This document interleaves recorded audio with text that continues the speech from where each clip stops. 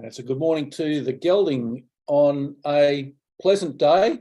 And we're back to the Sandown Hillside track, Gelding. Good morning, Professor. Good morning, listeners. Lovely day down here in Melbourne today, Professor. Just a lovely day for the shorts and the polos. I think it'll be lovely out at Sandown. I think on the grass there, you could have a nice relaxing day for the listeners if anyone wants to head out. Personally, Professor, I'll be staying close to home watching the races and hopefully a bit of cricket in Sydney. Oh, that'll be very nice.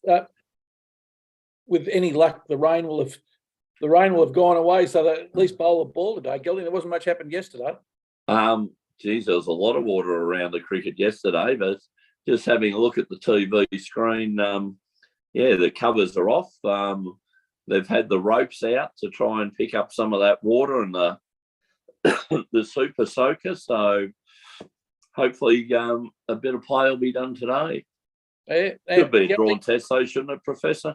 I would have thought it'd be a drawn test unless South Africa crumbles twice.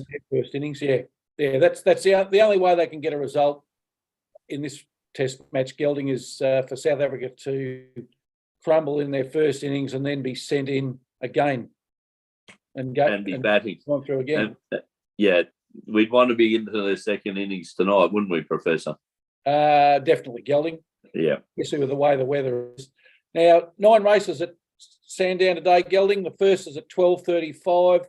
There's no feature race. The track's a good 4. The rail's out 6 metres. Question, without notice. Is there any race that Drop the Mic could have run in today? Just for the listeners, Drop the Mic, the horse I have a little share on. He's hit over 200 grand now, Professor.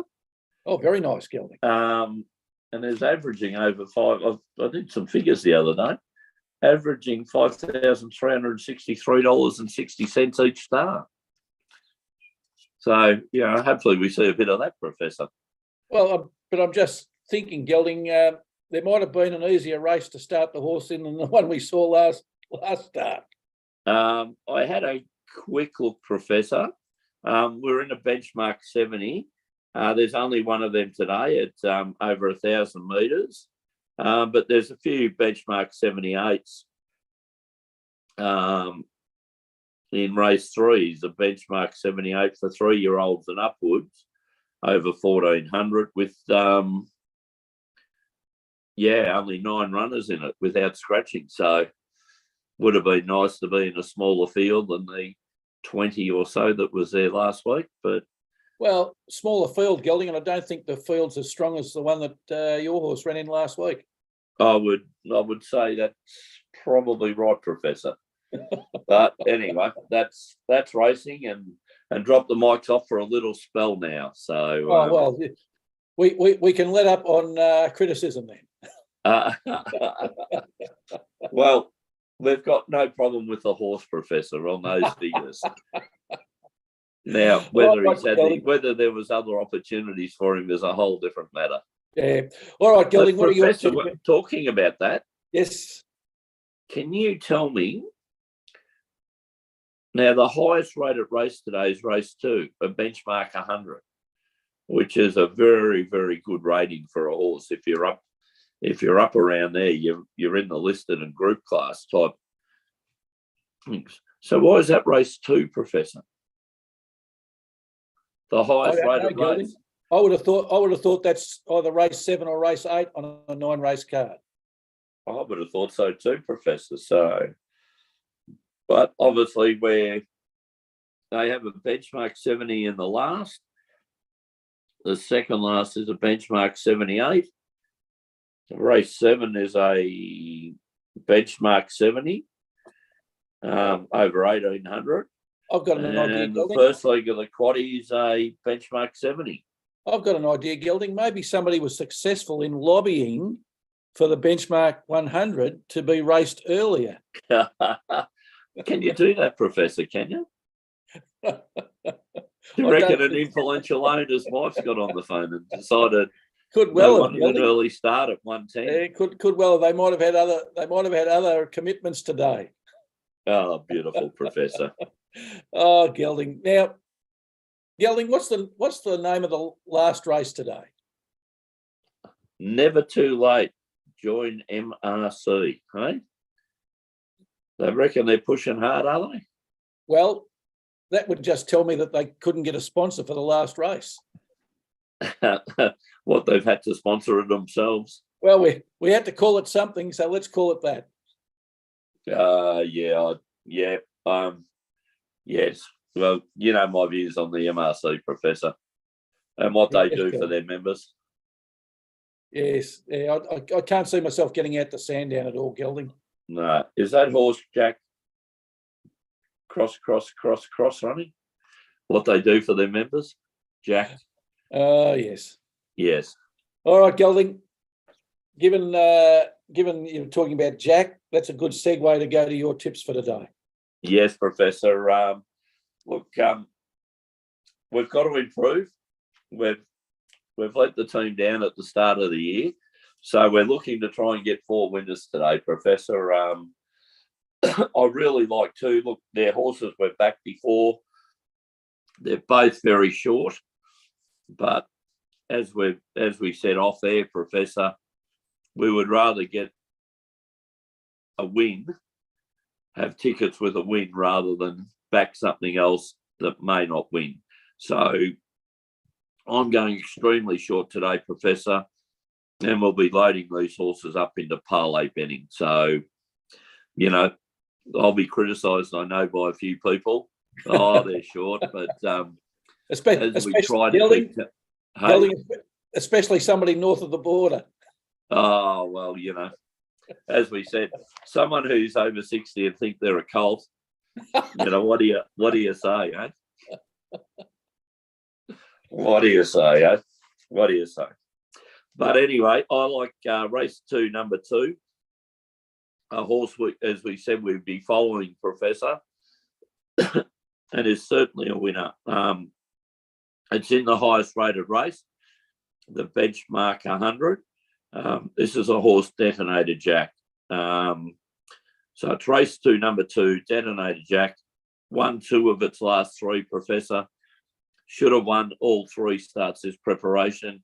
Just got pipped on the line at Bendigo when it was in a worse part of the track. Trained by Mar Eustace, ridden by Johnny Allen, who rides it pretty well and times its runs very, very well.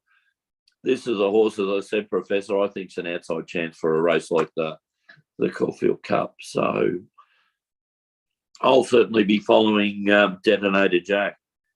We then parlay that into race 5, number 5, Professor, Inundation by Price Kent, to be ridden by Jamie Carr. Again, this is a horse, had a huge reputation before it came back. It came back at its last start for a win. I think this horse is in a benchmark 84, Professor. Mick Price just seems to be getting its rating up, obviously to get it in better races, I think, during the autumn campaign. So my 2, although short, Professor, would suggest a parlay or an all-up bet. Race 2, number 2, Detonator Jack, into race 5, number 5, Inundation. And you like, Professor?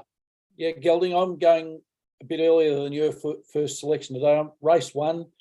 It's a benchmark 70 for 3-year-olds over the 1,000 metres. Like in that race, Gelding, horse number 6, All Sassed Up, coming out of barrier 5. It's had 2 starts for 2 placings, so it's got a 100% place rate. It's had a bit of a spell, Gelding, 10 months to be exact. The last time out for it was March last year when it ran 3rd in a listed race. So that's not bad form, especially dropping back for a benchmark 70. Its most recent jump out, Gelding, was very impressive, and it was very quick over 800 metres. So first up, it's had one start for 2nd, and it's been placed in both starts. So it's got Jamie Carr aboard, one of the premier jockeys, and also the Price Kent stable, Gelding. So like a lot of it, past trainer for you and I. Yes. And I got $4.25 this morning, Gelding, which I was a little bit surprised with. I like it, Professor. As you said, been off the scene for a little while. Some nice horses in this.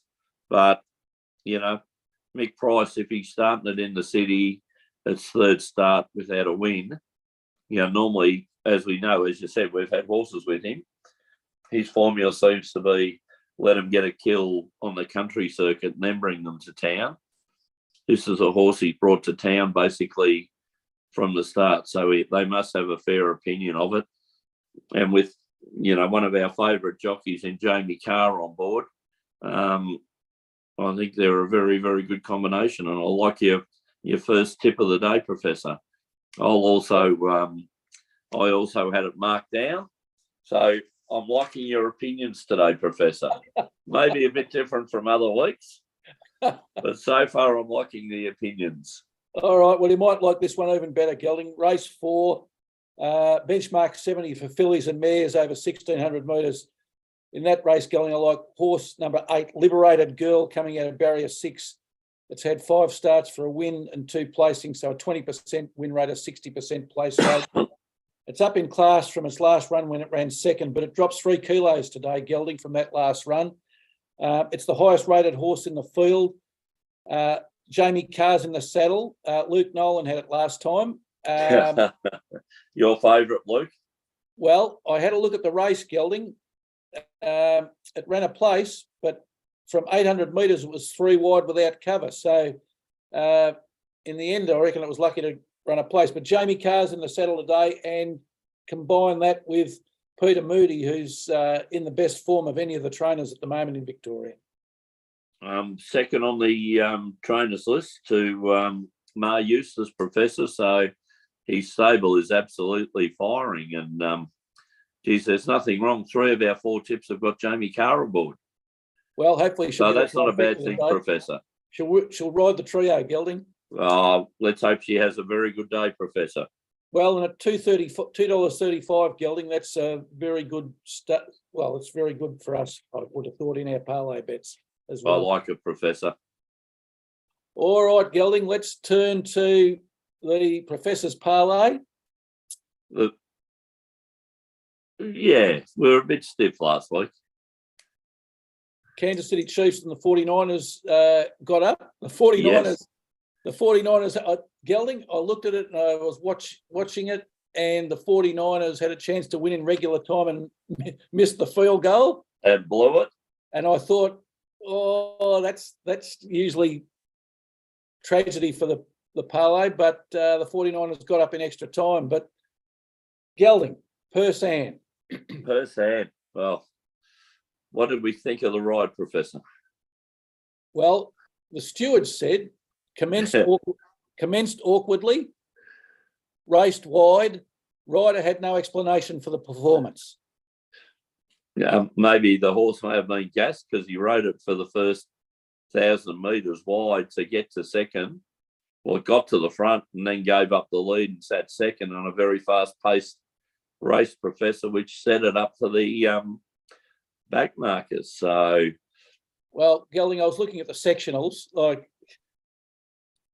at the time that the rider was promoting Persan to second,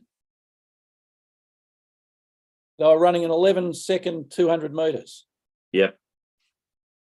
Yep, that's what you do in the last 200, Professor. That's exactly right, Gelding. Not up the back of the straight at Fleming, with along the Maribyrnong side.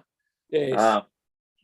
I was waiting for this, Professor, because being out there, yes, I said, there's no way known this horse or this leader can win. The leader dropped out to run last by about 25. Correct, Gelding, yes. Half the straight, it was half a furlong behind them. Persan did well to actually stick on for 5th or 6th, I think it finished. But those leaders were gone on the turn, Professor. That's right, but to stick on for 5th or 6th shows the quality of the horse, Gelding. Yeah. It's not the jockey. Not as if the horse couldn't win, but Well, it couldn't win the way it was ridden. That's right. It comes back to this, and you've read the Stewart's report, Professor. The main thing about racing with jockeys is they have to give their horse every possible chance to win the race. Now, Gelding, there was a space that Persan could have dropped back to on the rails. Would have been perfect and just jogged along. That's right. But to burn the extra petrol to get to second and sit outside the leader for the rest of the race, and until the leader dropped off and he could get back onto the rails. You just look at it and you go, well, there's a reason that Persan ran fifth. There is a good reason, and can I say a good fifth? It was a good fifth. For the way it was ridden, everything, you knew something they were going to come from, they were going to sweep it. They tackled them at, the one that was leading gave up at about the 600 metre mark. Yeah. Persan hit the lead coming round the turn and was going up and down on the same spot, Professor. As you said, it run its 11 seconds sectional 200s down the back, not when the thing. So, look, don't get me started, Professor. It was just an absolute S-hit ride. And as we said, we picked these horses thinking that they're going to get good rides or given a chance in a race. What did the stewards do about the ride? Nothing. Was the horse given every chance to win? Well, it didn't appear so, did it, Gelding? No. So, again, what we've been saying from, I just really think our stewards aren't up to scratch, Professor. It's all to do with tactical riding, Gelding. Well, tactics, Professor, but I'm sure that wasn't the instructions to him to burn all the fuel on Persan and lead a sitting target for a less fancy Mar Eustace horse. All right, Gelding, let's get on with the day. See if we can repeat the magic with the other two legs, and let's get the horse leg up. The agreed bet of the day, Gelding, race 2, horse 2, Detonator Jack. I agree with you. Very hard to go past that horse, and if we had a certainty for today, then that's as certain as we can be that the horse leg will get up. And let's parlay that into the 49ers to beat the Arizona Cardinals in the NFL, Gelding. The 49ers ranked second in the NFC. They've won 12 and lost 4, plus 148 points differential. They knocked over your Las Vegas Raiders when they were playing away last week. They're at home this week, Gelding. It was only in overtime, Professor. Sorry? It was only in overtime that they it was in overtime, but it was successful. It was a good opinion, Gelding. Professor. It was a good opinion. Arizona Cardinals 15th in the NFC. They've only won 4 games. They're going nowhere, Gelding. Minus 84 points differential. They've got nothing to play for. The 49ers have got everything to play for, Gelding. They've got to keep that second seed so that they've got a chance of home field during the playoffs. The line in this one, Gelding, is 14.5. So even the bookies don't think much of Arizona Cardinals' fortunes. And let's parlay that into the Philadelphia Eagles, who are number 1 in the NFC. Oh. They've won 13 and lost 3. They need to win this one, Gelding. They're at home. They need to win this one to keep the top place, and that gives them a bye in the first round. Is their quarterback back, Professor? Might be. Might be. Okay. Yeah. Listen, Gelding, the bookies are reading this one at $1.08. And the line's 14.5. So the New York Giants are 5th. They will be in the playoffs. They've won 9, lost 6, drawn 1. They can't move up or down in the playoff seedings. If you were the coach, Gelding, in this last game, what would you be doing with all your starters? I'd be protecting them, Professor. Yeah, that's wouldn't why be putting them out there for risk of injury. Or anything like that. They had a funny season, the Giants, though, haven't they? They were going to be there, then they kind of dropped back a bit. And now they've kind of that midfield type of range, you know, in the wild card type of playoff. So, look, it'll be interesting, but yeah, let's see what happens. Well, if the bookies have got them 14.5, because I don't think if both teams are playing their best teams, I don't think there's much between the two, even if it's played in Philadelphia. But if the bookies have got them 14.5, I think they've read the cards and see that the Giants. The Eagles have got something to play for. Well, the Eagles have got something to play for. The Giants are going to rest their starters. It's going to be one-way traffic, I think. Yeah. So I'm pretty happy with those two selections, Gelding. The parlay, a modest 3-2. Well, Professor, as we say, small fish are sweet. Well, and we'd rather have a collect than a piece of paper. Well, Gelding, if you could make $3 out of every two that you've got, 50% interest, Professor. You'd be a happy man, wouldn't you? Where's that being offered? Exactly. Only in the high-risk short-term money market. That's right, Professor. And as advisors in that field or influencers in that field, we will take the 50% on offer. Exactly, Gelding. Well, a pleasure as always. And until next Saturday, it's good luck. And good punting.